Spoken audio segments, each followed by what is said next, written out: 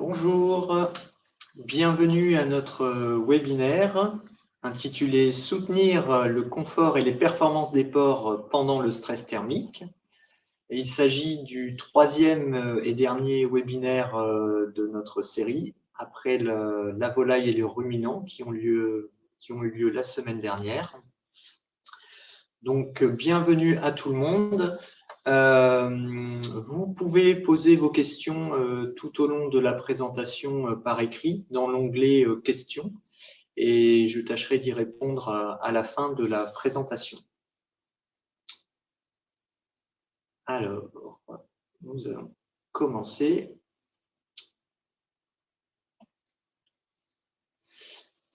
Donc, je serai votre intervenant pour cette présentation. Donc, le planning de la présentation. Donc, nous allons commencer par présenter les conséquences du stress thermique sur le bien-être, la physiologie et les performances des ports. Ensuite, je vais illustrer ça par un certain nombre d'essais, puis vous présenter les différents produits et outils solutions digitales qu'on peut apporter pour répondre à cette problématique, pour enfin conclure. Donc, quelles sont les conséquences sur la physiologie des ports du stress thermique? Donc, il faut savoir que le porc a des mécanismes de thermorégulation qui sont limités et qui sont à l'origine de sa sensibilité au stress thermique. Tout d'abord, le porc a très peu de glandes sudoripares, donc il a une faible capacité à suer et il ne peut pas compter sur ce mécanisme pour dissiper la chaleur. Ensuite, le second point, c'est qu'il y a eu une sélection génétique très importante et très performante ces dernières années qui ont permis des gains de performance phénoménaux. Mais le revers de la médaille de ça, c'est que ça a aussi rendu les animaux plus sensibles et notamment plus sensibles au stress thermique. Ensuite, il faut savoir que tous les stades physiologiques ne sont pas sensibles de la même façon au stress thermique. Il y a des stades plus particulièrement sensibles, notamment le porc en finition et la truie en lactation. Mais nous allons y revenir plus en détail par la suite. Donc, il y a besoin d'augmenter les pertes de chaleur pour le porc durant les périodes de situation chaude. Ça nécessite un soutien constant durant ces périodes pour maintenir les performances. Quels sont les modes de thermorégulation, les mécanismes possibles pour le porc? Donc, il y a trois modes de régulation principaux qui, par ordre d'importance, sont la conduction, la convection et l'évaporation. Sachant que l'évaporation est assez peu possible en élevage conventionnel, sans accès à l'eau ou à des bauges. Et donc, les phénomènes de conduction et de convection sont possibles, mais d'autant plus difficiles que le gradient de température avec l'environnement est faible quand la température augmente. Donc, quand la température augmente, les comportements que le porc adapte pour évacuer la chaleur sont divers. Le premier est l'allaitement, le fait d'augmenter la fréquence respiratoire, qui permet d'évacuer de la chaleur en évacuant de la vapeur d'eau. Ensuite, le porc peut s'adapter aussi en augmentant sa consommation d'eau, en réduisant son activité physique et, si ça ne suffit pas, aussi en réduisant sa consommation d'aliments pour réduire la thermogénèse due à la digestion. Vous pouvez voir sur cette image les différents modes de dissipation de la chaleur, donc la conduction, où le porc se couche en augmentant sa surface de contact avec le sol, l'évaporation au milieu et la convection. En cas de stress thermique, il y a aussi des adaptations physiologiques et une augmentation du métabolisme de base. Le rythme cardiaque est augmenté Les flux sanguins est réorienté en provenance des organes internes vers un flux sanguin périphérique, vers la peau, tout ça pour dissiper la chaleur. Donc ça a des influences sur l'intégrité de la membrane intestinale et donc une moins bonne valorisation de l'aliment, moins bonne digestion. On a une augmentation de la température rectale. Parallèlement à ça, on a aussi une augmentation de la ventilation pulmonaire et de la fréquence respiratoire. Donc tout ça, ça engendre des coûts métaboliques supplémentaires en cas de stress thermique. Si on résume les conséquences sur le stress thermique, donc on a une baisse de la consommation alimentaire, une diminution du débit sanguin interne, une diminution de l'efficacité alimentaire et des fonctions digestives, une diminution de la croissance, augmentation de l'indice, augmentation de la fréquence respiratoire, diminution des mouvements, potentiellement augmentation de la mortalité, augmentation du stress oxydatif. Et chez la truie, on a une réduction de la production de lait qui induit une réduction de la croissance de la portée. On a aussi une diminution des réserves corporelles pour compenser le manque de nutriments par la diminution de la prise alimentaire. Donc, ce qui peut engendrer aussi une diminution de la carrière des truies, une diminution de la fertilité et une augmentation des jours improductifs. Donc, si on fait un focus sur les conséquences sur les performances zootechniques chez le porc charcutier, porc en croissance et porc en finition, je vous ai repris une méta-analyse qui synthétise 54 études publiées récemment, donc avec des génétiques modernes, et donc qui montrent l'influence sur les 3 paramètres principaux. Donc, tout d'abord, sur la consommation d'aliments. Donc, on voit clairement que quand la température ambiante augmente, la consommation moyenne journalière diminue, et elle diminue d'autant plus que les porcs sont âgés, ou plutôt sont lourds. Donc, on voit que sur des porcs de 107 kg, la pente est beaucoup plus importante que sur des porcs de 78 ou de 54 kg. En plus de la baisse de consommation d'aliments, on a une moins bonne efficacité alimentaire. Donc, quand la température augmente, l'indice de consommation augmente et de façon d'autant plus importante que les animaux sont lourds. La résultante de ça, c'est que la croissance, le GMQ, diminue fortement quand les températures augmentent et de façon d'autant plus importante que les animaux sont lourds. Plus ils sont lourds, plus ils sont sensibles à la chaleur parce qu'ils ont des capacités réduites à évacuer la chaleur. Regardons maintenant les différents facteurs qui ont une influence sur le stress thermique. Alors, le facteur principal, bien évidemment, c'est la température ambiante. Mais ce n'est pas le seul. Il y a aussi l'humidité relative qui a un effet. Et dans une moindre mesure, quand on est dans l'élevage plein air, il y a aussi l'ombre. Quand ils sont exposés au rayonnement solaire direct, l'ombre a un effet. Et on va se concentrer sur les 2 premiers paramètres dans les élevages conventionnels, donc la température et l'humidité.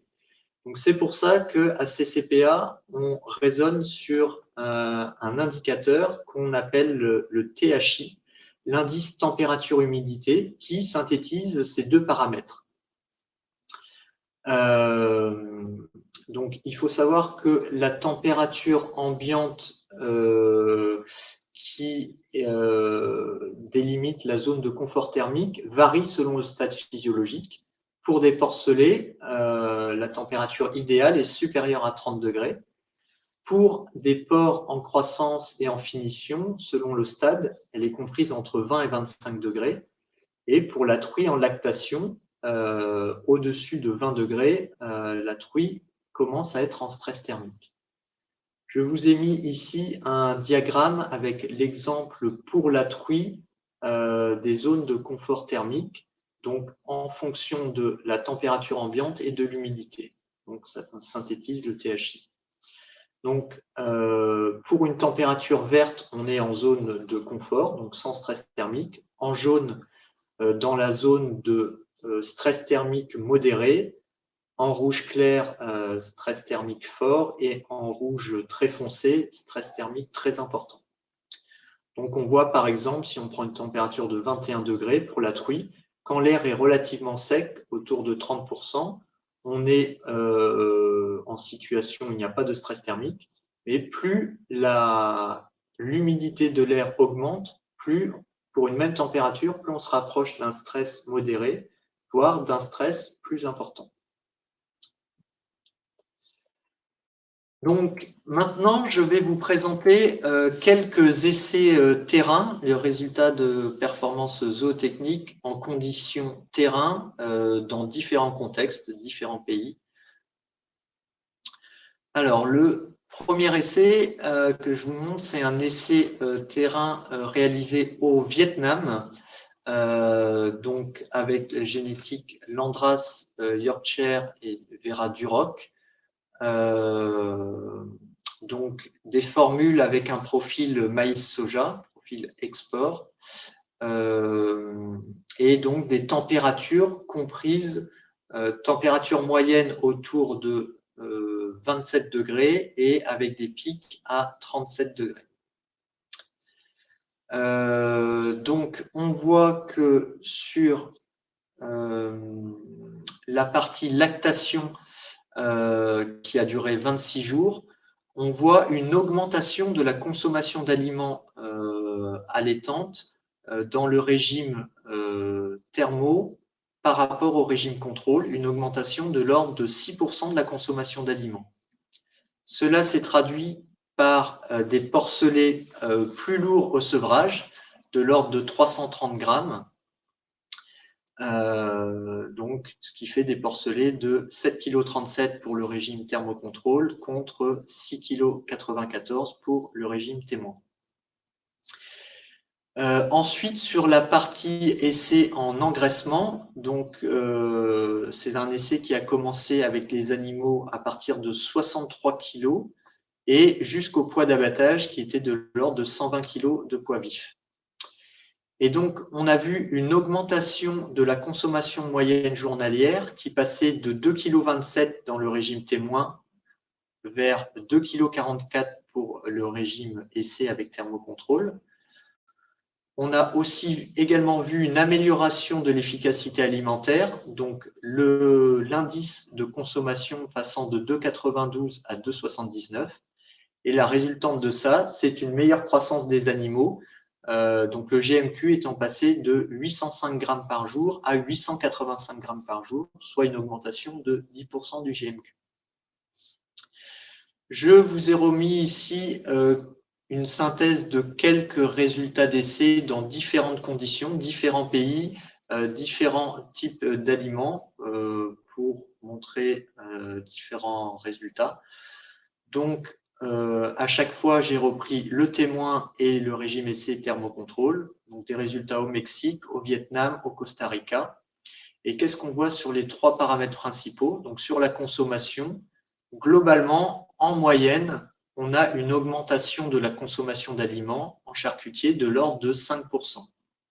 Pour ce qui est de l'efficacité alimentaire, on a une réduction de l'indice de consommation de l'ordre de 2,5% en moyenne. Et enfin, pour la croissance, on a une augmentation du GMQ de l'ordre de 6,4% en moyenne.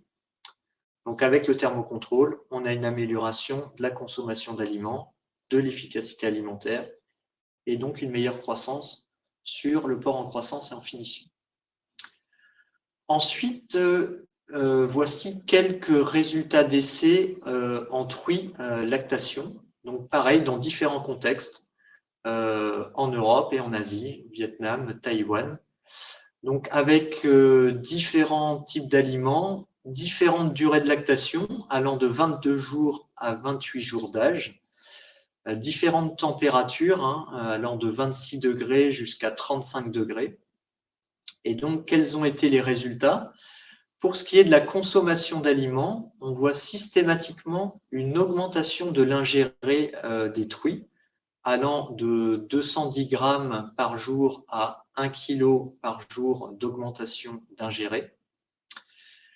Pour ce qui est de la perte de poids des truies, donc de la mobilisation des réserves, on voit une diminution de la perte de poids, donc moins de mobilisation des réserves durant la lactation, donc de l'ordre de 4,5 kg dans le premier essai, de l'ordre de 10 kg dans le troisième. Celui du milieu, ça n'a pas été mesuré. Nos data, ce n'est pas mesuré, ça ne veut pas dire qu'il n'y a pas d'effet, mais les truies n'ont pas été pesées. Et enfin, concernant l'effet sur les porcelets, si on regarde le poids des porcelets au sevrage, on a systématiquement une augmentation du poids des porcelets au sevrage. Donc, dans ces essais allant de 150 grammes jusqu'à 750 grammes, soit un poids de portée amélioré entre plus 2% et plus 12,5%. Donc, chaque essai confirme une amélioration des performances et le mécanisme, c'est qu'une meilleure consommation d'aliments détruits en lactation permet moins de perte de poids, moins de mobilisation corporelle, plus d'énergie disponible pour les porcelets et donc une meilleure croissance des porcelets. Donc voilà pour une brève synthèse de quelques résultats d'essais terrain sur les principaux effets du thermocontrôle en cas de stress thermique. Maintenant, je vais vous présenter un nouvel essai réalisé en France en station expérimentale et où je vais me focaliser plus particulièrement sur des résultats comportementaux et physiologiques qui sont des paramètres plus faciles à mesurer en station expérimentale qu'en conditions terrain. Donc, cet essai a été réalisé chez des porcs en croissance et en finition dans notre station expérimentale. Il a été réalisé sur 256 porcs à partir de 68 jours d'âge et jusqu'à l'abattage. L'alimentation des porcs était à volonté et le stress thermique, il y avait un stress thermique qui était induit. 3 vagues successives de chaleur, des périodes de 2 semaines avec un stress thermique à 29 degrés, stress thermique constant. Donc 3 vagues de chaleur successives de 2 semaines de stress thermique constant à 29 degrés.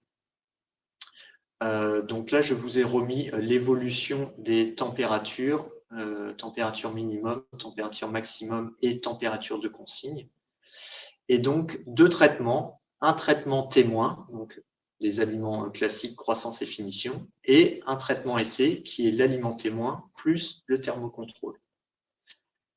Je vous ai remis ici les niveaux de THI engendrés par la hausse des températures. Et donc, je vais vous présenter quelques résultats. Donc, le premier résultat, ça concerne l'activité des porcs. Ici, vous avez en abscisse le numéro de cycle de chaleur, donc 1, 2, 3. Donc, c'est les 3 vagues de chaleur successives que je vous ai présentées précédemment. Et sur l'axe des ordonnées, vous avez la fréquence des porcs inactifs sur une échelle de 0 à 1. Donc, à 0, tous les porcs sont actifs. À 1, tous les porcs sont inactifs. Aucune activité. Donc, qu'est-ce qu'on voit? Donc, en bleu, on a l'eau témoin, donc l'aliment classique, et en rouge, l'aliment avec thermocontrôle. Donc, sur les 2 premiers cycles, on ne voit aucune différence significative entre les 2 régimes. Par contre, sur le 3e cycle, vers la fin, quand les animaux sont le plus lourds, on voit que les porcs sont significativement plus actifs dans le groupe thermocontrôle par rapport au groupe témoin. Ensuite, second résultat, concernant la fréquence de la prise alimentaire. Donc, même principe, les 3 cycles de vagues de chaleur et là, l'échelle des ordonnées, on a la fréquence de prise alimentaire, donc allant de 0 à 1. Plus on se rapproche de 1, plus la fréquence est importante, plus les porcs vont régulièrement manger. Donc, on voit que sur les 2 premiers cycles, il n'y a pas de différence entre le régime témoin et le régime thermo. Par contre, sur le 3e cycle, on a une différence significative entre les 2 régimes et on voit que les porcs mangent significativement plus fréquemment dans le groupe thermocontrôle par rapport au groupe témoin. Donc, en fait, les porcs du groupe thermocontrôle maintiennent leur fréquence de prise alimentaire par rapport au cycle précédent, comparativement aux animaux du groupe témoin, dont la fréquence de prise alimentaire chute lors du dernier cycle de chaleur. Ensuite, si on s'intéresse à la fréquence d'abreuvement, sur le même principe, sur une échelle allant de 0 à 1, on voit que durant les cycles de chaleur 1 et 3, on a une différence significative entre les traitements, à savoir que les animaux du groupe thermocontrôle boivent significativement plus souvent que les animaux du groupe témoin. Ensuite, résultat suivant, on s'intéresse à la fréquence respiratoire. Donc la fréquence respiratoire qui est exprimée en respiration par minute. Et donc là, j'ai séparé en 2 parties. Donc la moyenne des périodes sans stress thermique, c'est la partie gauche, et la moyenne des périodes avec stress thermique. Donc c'est les 3 cycles de chaleur successives, les 3 périodes de 2 semaines de cycle de chaleur. Et donc, on voit que quand il n'y a pas de stress thermique, il n'y a pas de différence entre les traitements concernant la fréquence respiratoire. On est autour de 50-55 respirations par minute. Par contre, quand les porcs sont soumis à un stress thermique, on voit une différence significative entre les traitements, à savoir qu'il y a une réduction de l'ordre de 10% de la fréquence respiratoire chez les animaux du groupe thermocontrôle par rapport aux animaux du groupe témoin. Enfin, concernant la mortalité, donc là on a le taux de mortalité en pourcent sur la totalité de la période de l'essai pour le régime témoin et pour le régime essai avec thermocontrôle. Donc on voit une différence significative, une réduction drastique du taux de mortalité chez les animaux du groupe thermocontrôle par rapport aux animaux du groupe témoin. Donc, il n'y avait aucun mort dans le groupe thermocontrôle. Donc, voilà pour les résultats de cet essai. Ensuite, en ce qui concerne les stratégies alimentaires et les produits que l'on peut conseiller durant les périodes de stress thermique, donc il y a 2 stratégies nutritionnelles pour limiter l'impact du stress thermique en fonction de la durée et de l'intensité du stress thermique. La première stratégie alimentaire, elle passe via l'aliment et elle concerne les stress thermiques plutôt chroniques et qui ont une certaine durée de plusieurs semaines, voire plusieurs mois. Et la deuxième stratégie, elle vise plutôt à répondre à un apport encore via l'aliment, mais plutôt on top pour des situations de stress thermique aigu et sur des périodes courtes qui se comptent en jours, voire en semaines. Donc, pour le premier cas de figure, la solution est incorporée prioritairement via le fabricant d'aliments et c'est le thermocontrôle. Pour la deuxième situation, la solution est plutôt incorporée directement en élevage, en intervention, et la solution s'appelle le thermopic. Qu'est-ce que contient le thermocontrôle? Quels sont les principes actifs? Donc, il contient d'une part des antioxydants via un apport d'extrait de thé vert qui permet de réduire le stress oxydatif engendré par le stress thermique. Ensuite, il contient également du bicarbonate de sodium pour lutter contre l'alcalose respiratoire et rééquilibrer le pH sanguin. Et il contient également des épices, dont la capsaïcine, qui est une épice un principe actif particulièrement intéressant pour lutter contre le stress thermique. Il permet également d'aider à augmenter la consommation alimentaire, qui a tendance à être réduite en cas de stress thermique, donc via une stimulation de l'appétit. Il permet aussi une augmentation des sécrétions d'enzymes et donc une meilleure digestion. Et enfin, il permet de contribuer à l'amélioration du confort des animaux via une réduction de la fréquence respiratoire. Donc tout ça œuvre à avoir de meilleures performances pour les porcs et les truies en période chaude. Maintenant, je vais vous présenter nos solutions digitales pour mieux gérer le stress thermique. Donc, on a d'une part le Thermotool, une application dédiée au stress thermique des animaux, dédiée aux éleveurs. Donc, le Thermotool, voilà, vous avez ici une capture d'écran. C'est une application disponible sur smartphone qui est basée sur le THI, donc l'indice température-humidité, et qui permet d'anticiper les pics de chaleur. Donc, ça vous donne le calcul en temps réel du THI, mais également les prévisions à 5 jours, basées sur les données, les prévisions météo. Et ça permet d'estimer les pertes économiques engendrées par ce niveau de stress thermique. Et ça permet un calcul, une analyse économique en rentrant un certain nombre de données. Parallèlement à ça, on a aussi un outil qui s'appelle le thermoplan et qui, lui, vise plutôt à prévoir les périodes chaudes dans un emplacement bien particulier. Donc, ça permet d'estimer quelle est la situation vis-à-vis du stress thermique dans un environnement donné. Donc là, j'ai pris l'exemple de l'Espagne et donc, ça permet de voir que, par exemple, en Espagne, généralement, le stress thermique a lieu principalement du mois de juin au mois de septembre. Donc ça, c'est un outil interne à l'entreprise de support pour nos partenaires. Et donc, il est basé sur l'historique des données météo.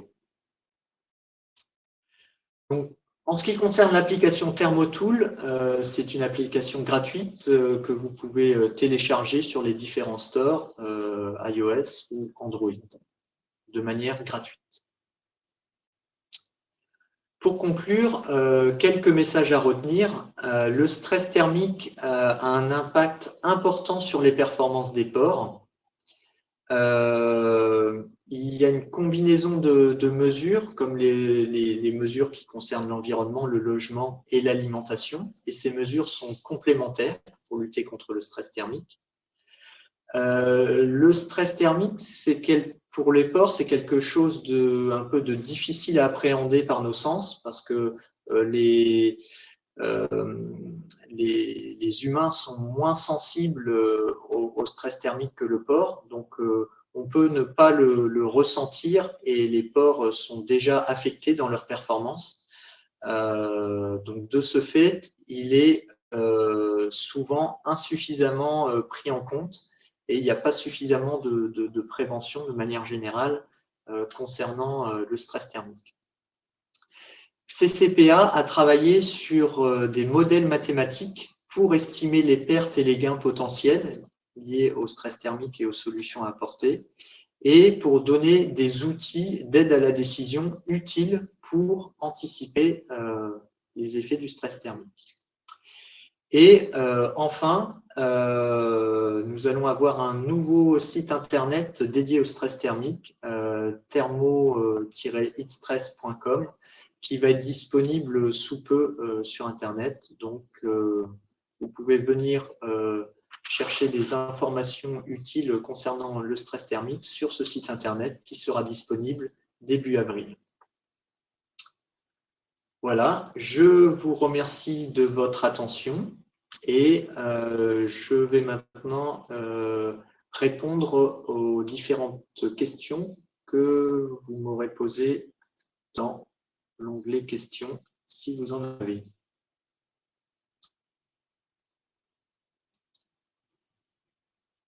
Alors, question.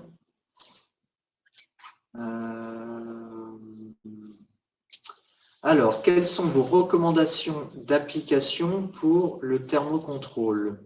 Une notion de prévention, comment? Un flush systématique. Donc, pour le thermocontrôle, on recommande de l'utiliser en continu dans l'aliment durant les périodes de stress thermique. Et donc, comment on estime les périodes adéquates où utiliser le produit? Et ben justement, on se sert des différents outils, notamment le thermoplan, qui permet, sur l'historique des données météo des différentes années, d'estimer les périodes les plus à risque en fonction de la localisation où on se trouve. Et donc, cet outil permet de bien cibler la période de distribution de la solution du thermocontrôle pour la cibler le plus juste possible. Donc oui, en systématique, en continu.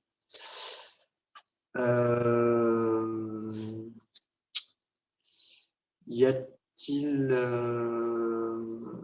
a-t-il, selon vous, une notion d'accumulation de stress de chaleur, comme on semble le voir dans l'essai présenté à la station? Oui, effectivement, l'essai station, les différents paramètres physiologiques et comportementaux que je vous ai présentés semblent montrer qu'on a un effet cumulatif et que plus le stress thermique a lieu tard et les animaux sont lourds, plus ils ont du mal à gérer le stress thermique.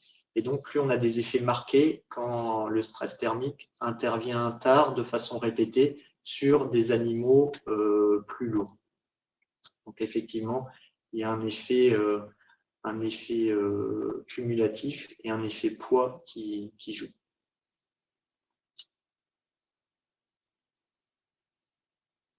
Voilà. Je regarde s'il y a d'autres questions. Apparemment, non. Si vous avez d'autres questions ultérieurement, n'hésitez pas à nous contacter, à contacter vos contacts habituels pour avoir plus de renseignements, plus de détails sur les différents essais et les différentes solutions proposées.